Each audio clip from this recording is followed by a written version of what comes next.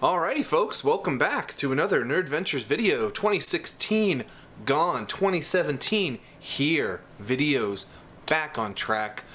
Sorry I've been gone for a little while.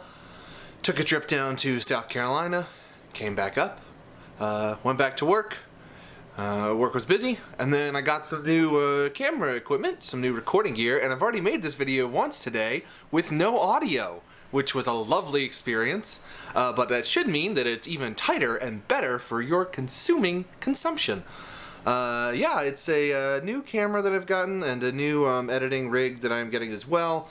Hopefully will be a boon for the channel and allow me to give you higher quality kind of shots and pictures and ideas of the books and what I am showing to you guys. So I think that should be pretty cool.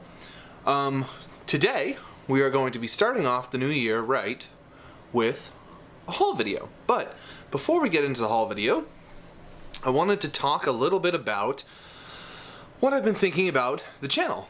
Some of the things that are changing, some of the things that are staying the same, and why I think it's going to be a cool ride in the next year to see where we go.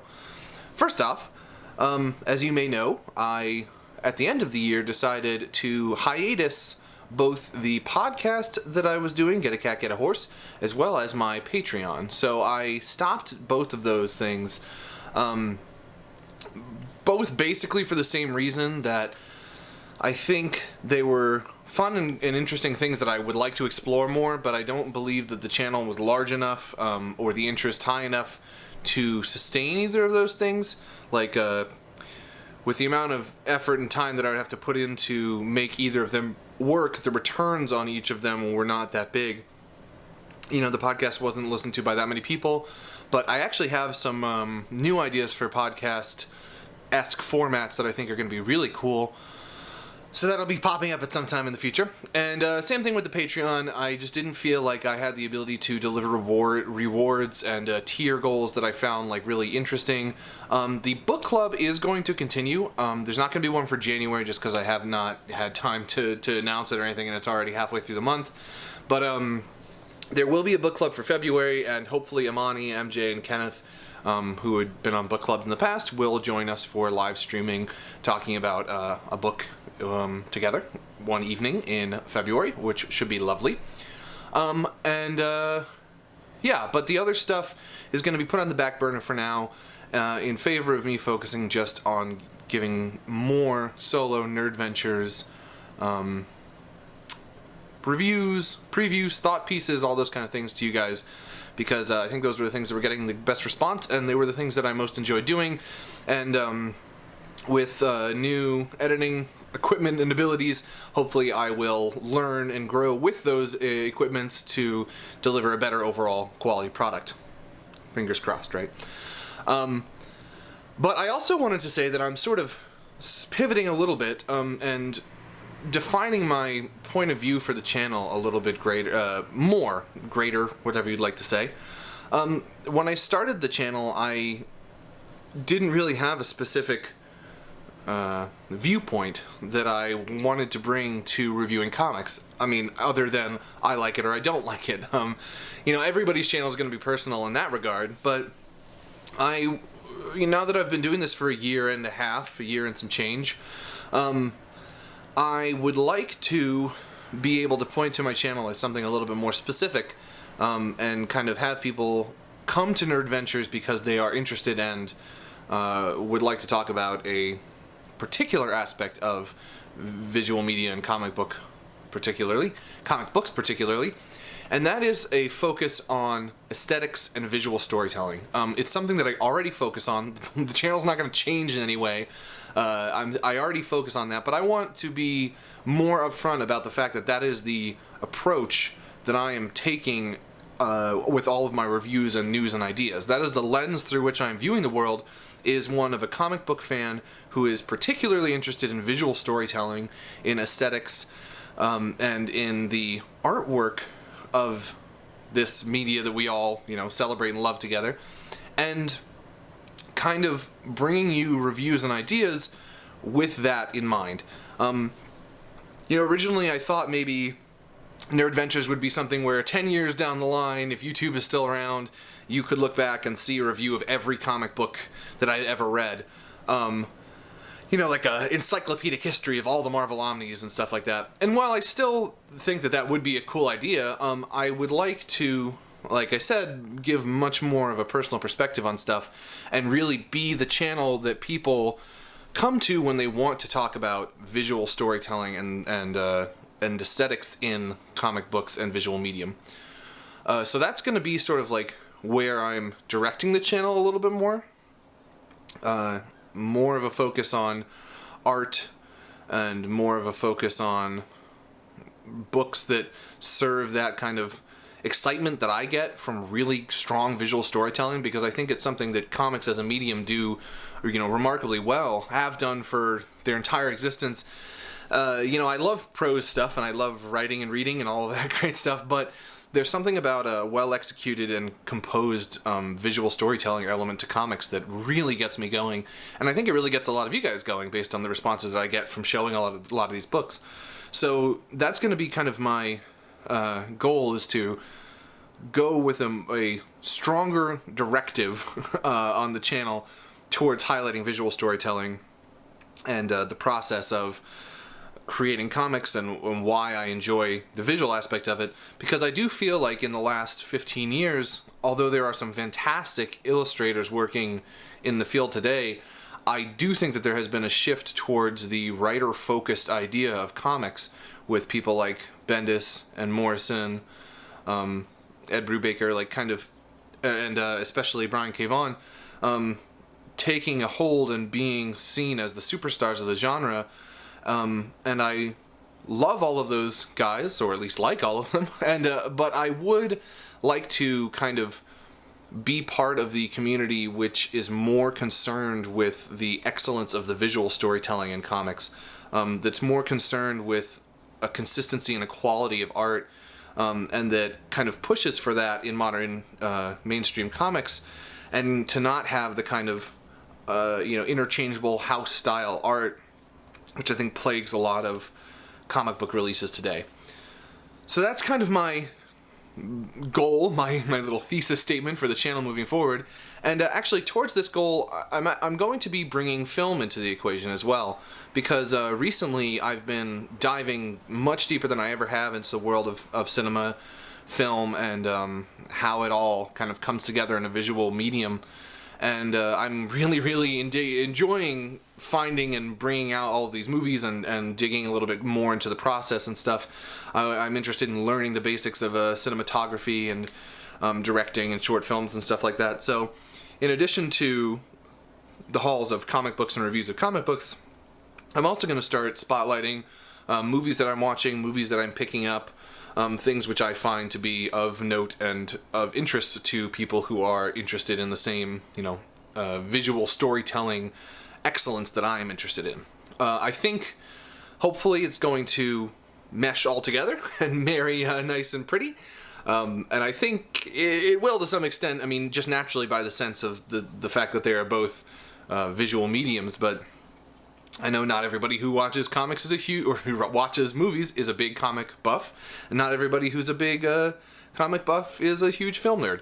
But I happen to be both, and I think that there's a lot of overlap between those two things in terms of composing and telling a story through visuals.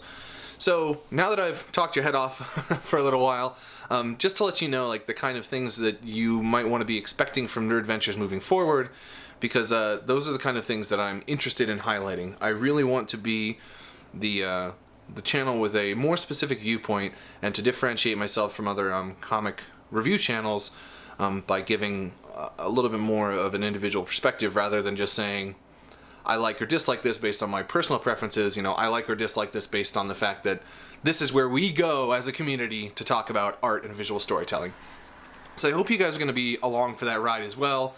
Obviously, I have a lot of work to do with figuring out how to shoot and record things in a nice way. You can see the shadows on my terrible lighting that I have right now. But hopefully, as we move forward and I focus the channel on these things and I grow as a content creator, it'll be a really cool place to talk and discuss this kind of visual storytelling that I love so much. So without further ado, let us cut away to my recent hauls and see what I have been picking up, why I've been picking them up, where I've been getting them, how much are they costing me, because somebody recently was commenting that they would be interested in knowing a little bit more of the specifics of where and how I get these things. So I will absolutely be totally comfortable and fine with doing that for you guys. Yeah, let's get to it. Alrighty, so apparently when I said let's get down to it, I actually meant let's wait until tomorrow, because you don't understand batteries and how cloudy it is outside and that you need batteries to shoot videos, you fucking idiot. Will. But now we've sorted it out. It is the next day, which actually was ended up being okay, because I did receive 2 books in the mail that I was waiting for. So you get some extra haul footage as a result of my ineptitude with recording things. You're welcome.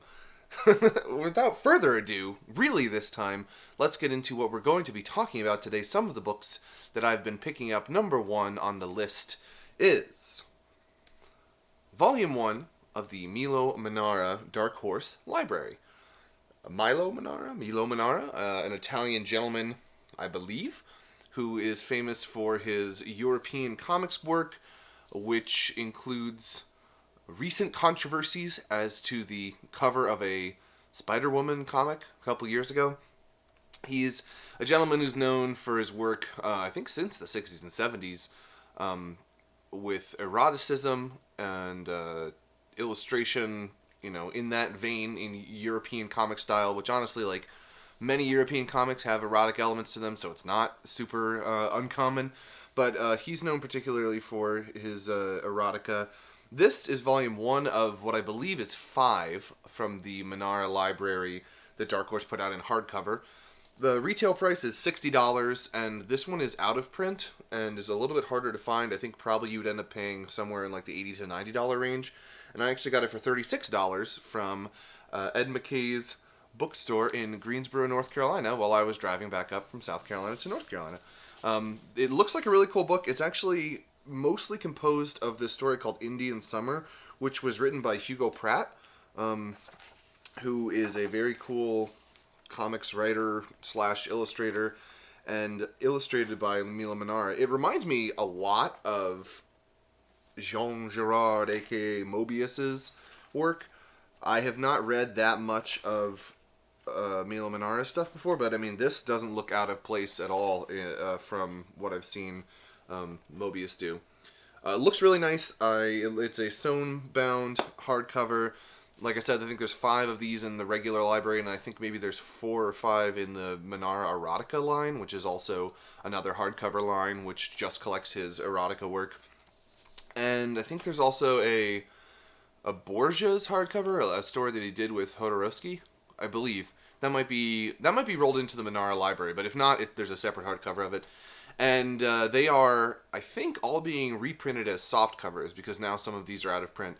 This is a standard European graphic album size, which is to say oversized hardcover height with a little bit more width. It's a format that I really like, and I like that Dark Horse preserves the European format for when they bring over these books. So, yeah, very cool. Glad to get it, especially for $35. I've been looking at these for a while, but I haven't been able to find them for under 50 or 60, so seemed like a good pickup when I saw it, and added it to the library. So Milo Manara is now part of the Nerdventures library. Next up, this is one of the 2 books which I was waiting for yesterday and did receive, and that is the Flash Silver Age Omnibus Volume 2. Awesome. I'm so excited for this book. This collects a really great time in my opinion of DC Comics from the later 50s into the 60s, and really it's just a powerhouse showcase for Carmine Infantino, the man who penciled, I think, basically all of these. These are fantastic stories from that time period in the Silver Age. I'm trying to find some good panels to show you guys, but this is the time in the Flash when all of the kind of rogues gallery that people know was introduced, that is kind of iconic to the Flash, Mirror Master and Captain Cold and all those things. And it also has the introduction of the Kid Flash costume in here. Originally, the Kid Flash in this just looks like the Flash, and by the end of it, you start to see him have a separate costume. This is the Barry Allen Flash back in the 50s. Barry Allen was introduced after... I don't remember who the original... What's the name of the original Flash? Oh, this is bothering me. Jay Garrick from the 30s and 40s. He was the original Flash in the Golden Age. Barry Allen is introduced in this run, and Wally West is introduced as his Kid Flash sidekick. Eventually, Wally takes over the mantle of the Flash after Crisis on Infinite Earths in the 80s, and probably becomes most people's favorite and most popular Flash, at least amongst readers today. This is really cool. I'm glad that DC is committed to the Silver Age and Golden Age omnibus. We're getting our first Bronze Age omnibus like later this week or maybe next week, which is the Brave and the Bold Batman stuff from the Bronze Age. I have mixed feelings on the design of them. I like the idea that they kind of incorporate the color, so literally the Silver Age ones are silver, the Bronze Age ones are going to be bronze, and the Golden Age ones have a Golden Age tint. But I do think that the design is a little more generic than I really like, with the kind of like the pasted, squares of art and stuff like that. I would have liked it to be maybe a little bit more designed into it, especially like Carmine Infantino is so famous for designing letters into the title pages and into the covers and stuff like that, so it would have been cool to see something a little more unique to the character, in my opinion. I still think it's cool. It's nice. It looks really cool. The construction looks nice. This collects volume 2. Oh my gosh, what am I even talking about? Flash 133 through 163 of the original Flash volume. So the Flash originally in the 1957, I think it was in like Showcase Presents number 4 or something, I don't know which number it was when Barry Allen was introduced and the Flash was rebooted for the Silver Age. This continues that run, as I said before, and it's really just an awesome thing all around that DC is printing these. So I'm excited. You should probably check this out. It's $100 cover price, and you can get it for about $50 on in stock trades if my cat will stop playing with my lens cap. So check it out. Flash Silver Age Omnibus Volume 2. Next up is 2 books, which you're going to see a theme, as with a lot of my videos. It repeats itself particularly in this video, that I have not read yet, but look really amazing and interesting. This is Copra Round 1 and Round 2, which I picked up in trade paperback, by a gentleman named, I'm going to say it as Michel Fife, or Michel Fife, or maybe Michael Fife. I don't know. The only man that I've seen with that, I'm sure there's a lot of people with that spelling, but is Michel Ancel, the creator of Rayman, actually. So I'm going to say Michel. I'm not sure how you actually pronounce it. But this is a book that he does as a one-man operation. It's pretty astonishing, actually. He writes pencils, inks, colors, letters, everything. He does the entire thing himself. And it's this kind of crazy superhero villain clash fighting book with a really, really interesting visual design and eye for graphic storytelling. His paneling and storytelling with visuals is awesome. I really, really think it's something special. And his art style especially is just really, really cool. It has kind of a throwback to sort of something, it reminds me of like a Kirby Ditko style thing, like in the 60s when it was just people were being as creative as all get out and firing on all cylinders. It really kind of looks like that. It looks like something sort of a little more psychedelic and trippy from the lost age of Marvel Comics, and I really like what I've flipped through. Again, I've not read it. I have heard and sort of seen the consensus around the internet to be that the scripting and writing is good, not astonishing, but that the art and the visual storytelling, the execution of it, makes it really, really worth checking out if you are interested in that sort of type of comic. This is volume 1 and 2, like I said, of the trade paperbacks. I had to get volume 1 for cover price, which was about $20, and volume 2 I think I got for a little bit under that. There's 4 volumes out right now. Volume 1 is becoming a little harder to find in paperback, and if you are interested in them, you can find them on different websites, like I said, and especially Volume 4 was just released maybe a month or two ago, and this gentleman also does an Etsy page. So if you Google Michel Fife or Fife, you can find his Etsy where you can sign up actually for the individual issues. They must be on issue. I mean, I guess these are 6 issues each. So somewhere in like the 26s, maybe 25, something around at that point. I'm not sure. But you can sign up for the individual issues, which usually become very collectible and sought after because they're only printed on a limited run. And like I said, it's all DIY, totally independent, like even more so than, Image or something like that. Like this is real independent comics. So very, very cool.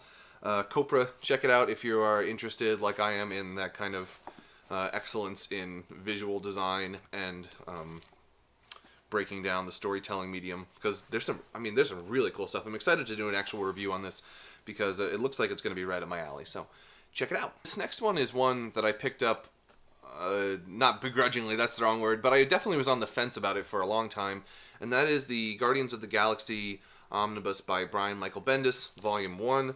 This says Volume 1, but I'm pretty sure Bendis just announced that he was leaving the Guardians title not too long ago, so I don't know if there's going to be enough content for a Volume 2.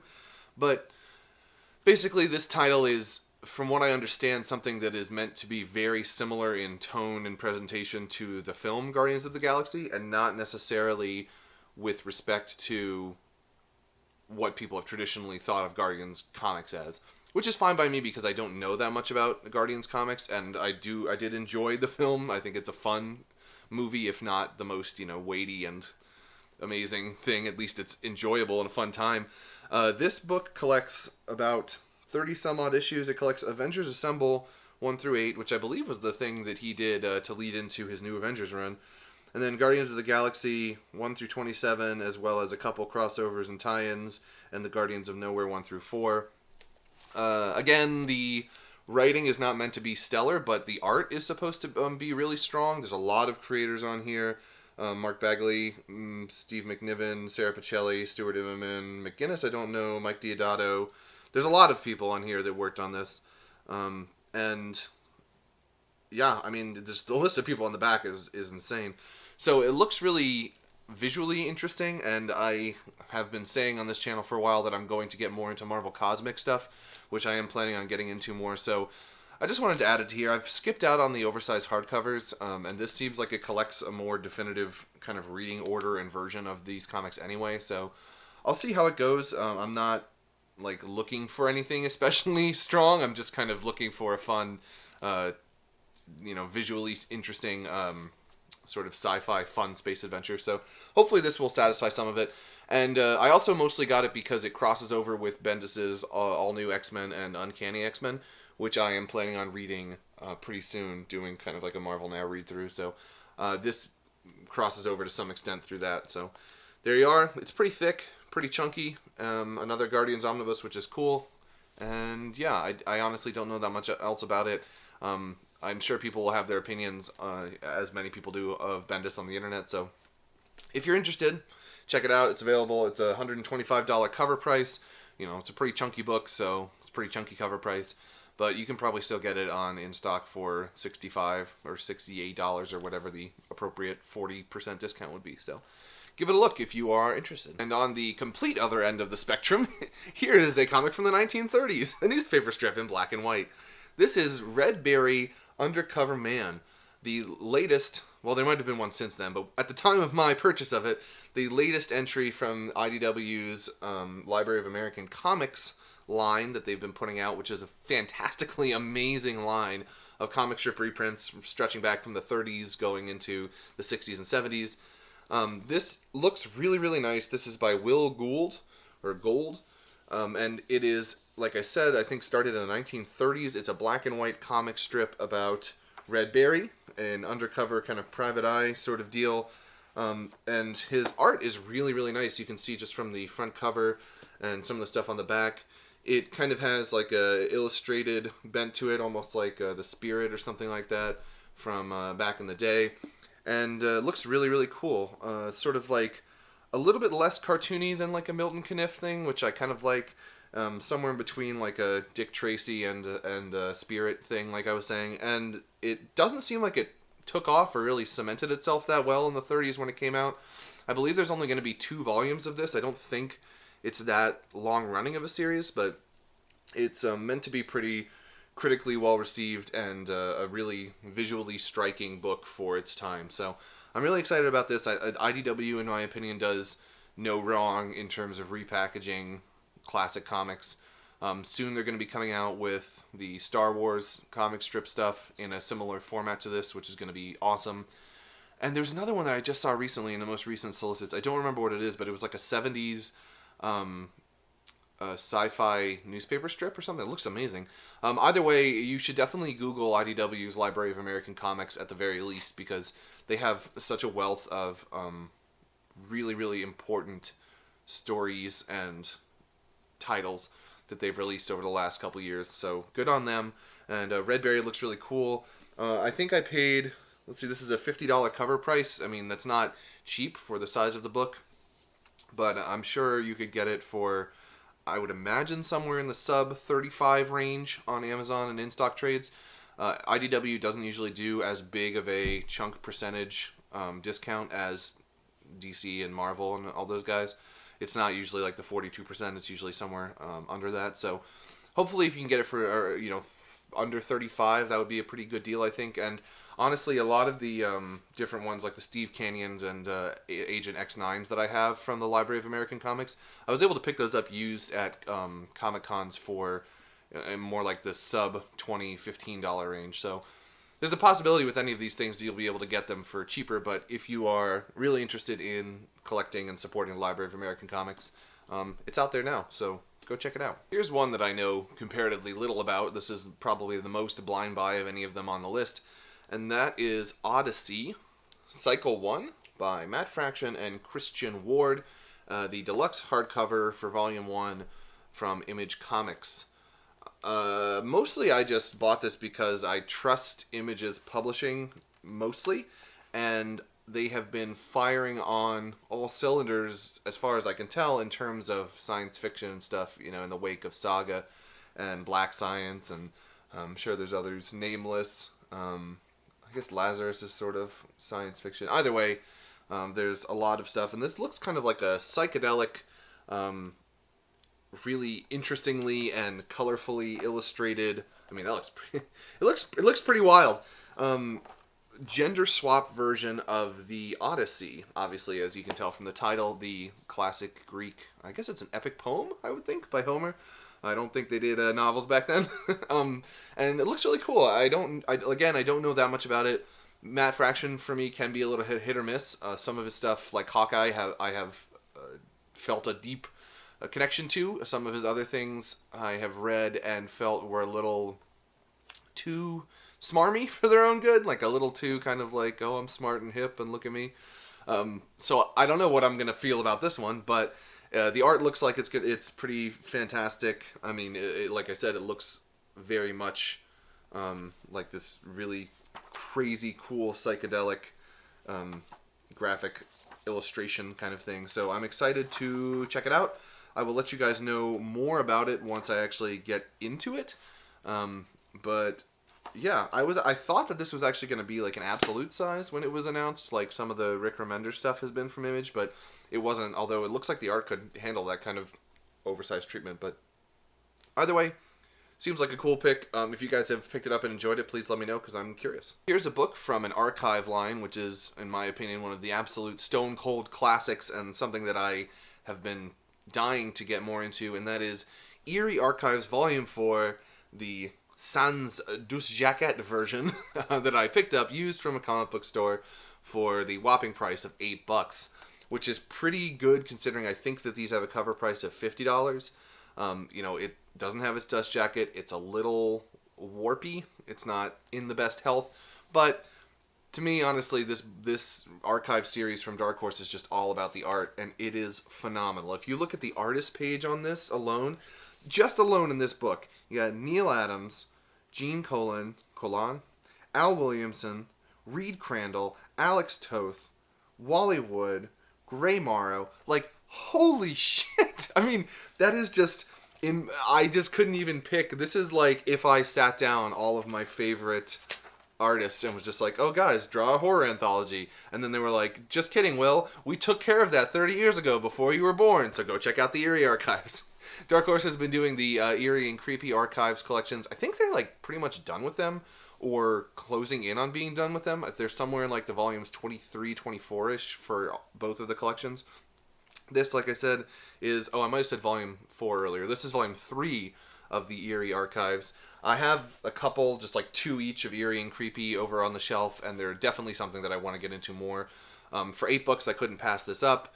And yeah, they're just beautiful magazine size archives, sewn binding, black and white, high contrast inks from back in the day, just the way I like it.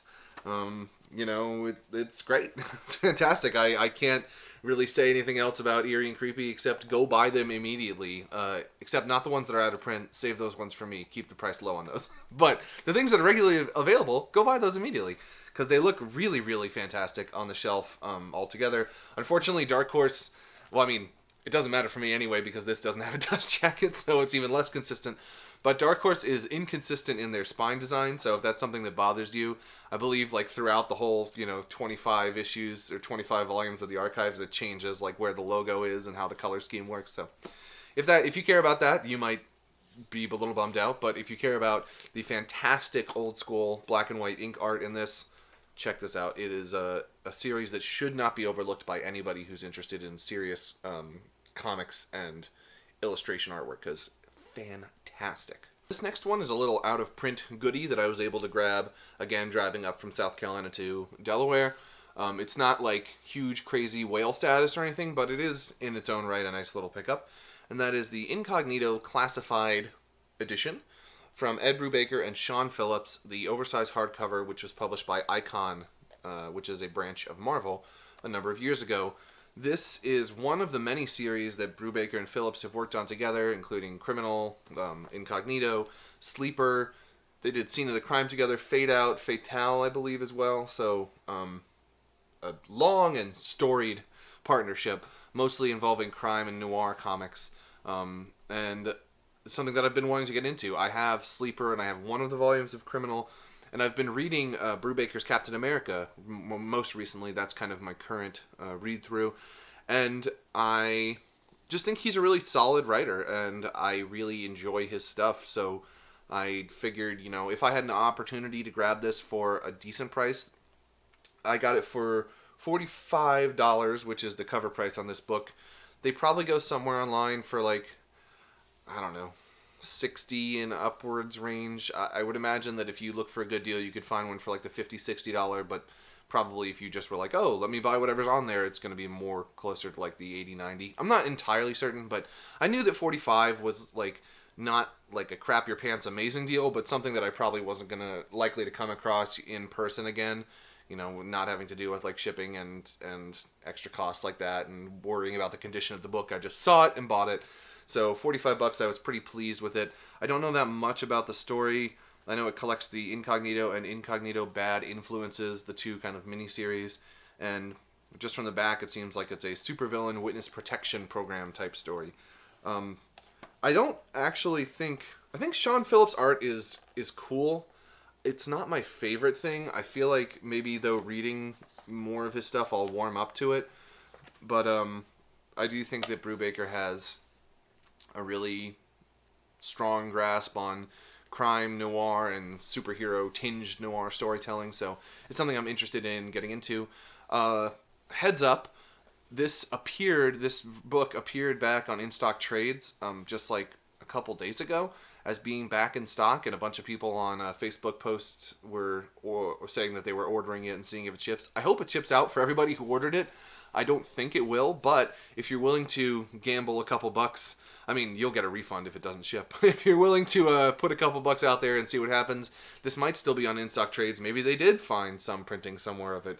I doubt it, but it's possible. So check out In-Stock Trades Incognito Deluxe Edition if you want to, take a gamble and see if you get a copy of it. But if not, then you can just look out for them on the used market. Like I said, you'll probably pay 60-ish plus for it. So Incognito, a nice little edition from Icon, which I don't have many Icon things. I think just Criminal in this, really. So building a library. And then lastly, but not leastly, at least certainly size-wise, I have two absolutes here related to each other, and that is Absolute Batman Dark Victory and Haunted Knight.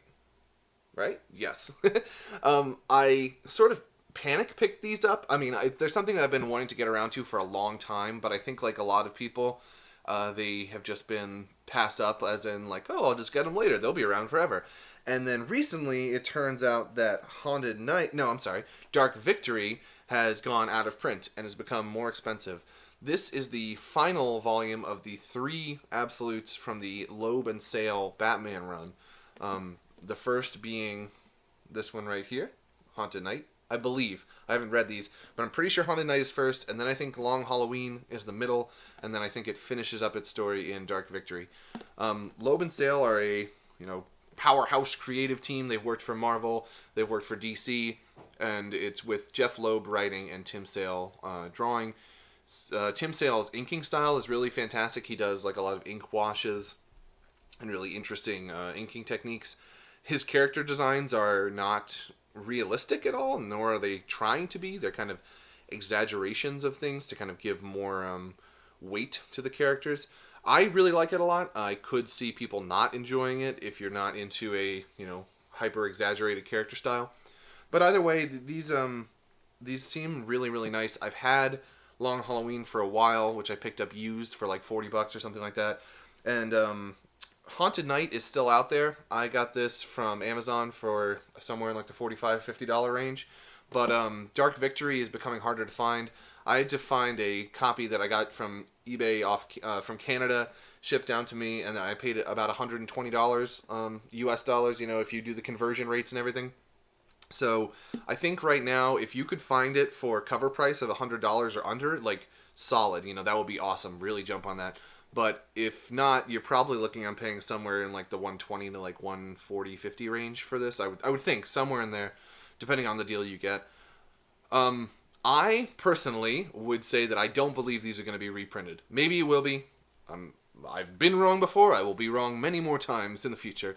But it seems to me like it's a series of absolutes which were out there for a long time, and because of the way that they were out for a long time with people sitting on them and not really buying them, I just wouldn't think that this is something that DC is rushing to reprint. It'd be cool to see like a Loeb and Sale Batman omnibus, which collects all this stuff. It'd be like a nice thick omni, because I know some people are not that into absolute editions, but if you are interested in getting it in anything other than trade paperback right now, you're going to have to go with the absolute editions, and they are becoming, at least Dark Victory is becoming harder to find. So if you're interested in it, I would recommend trying to scour local comic shops or seeing if there are copies around, because it's been relatively recently that it's gotten expensive, or trying to find deals online or anything like that. And it's a really cool run. It's sort of, I think they focus on kind of like holiday related killings, some type of serial killer like the Calendar Man, which kills people over the holidays or something like that. I'm not entirely certain. Again, I haven't read the series. I just have a basic understanding of it. But adding it to the library because I am interested in reading it. I do like the Loeb and Sale stuff. I've just finished not too long ago their Colors trilogy from Marvel, as well as the Captain America White little extra story, so I'm going to be reviewing those in not too long.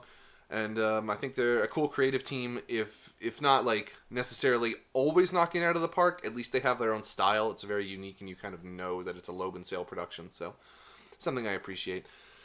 And Absolute Batmans. More Batman for the shelf. I know a lot of people love Batman. I enjoy Batman myself, but I am a little, I don't know if picky is the right word, but I don't buy just any Batman thing. I sort of have to have a reason to get into it, and this seems like one. So that's it for today. That's all the books. That's all that I have.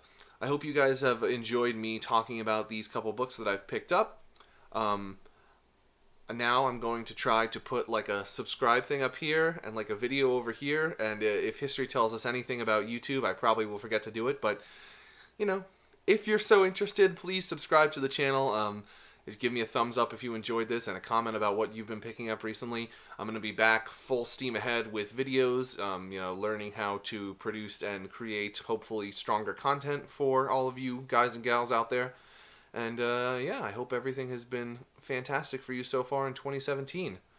Yeah, that's about it.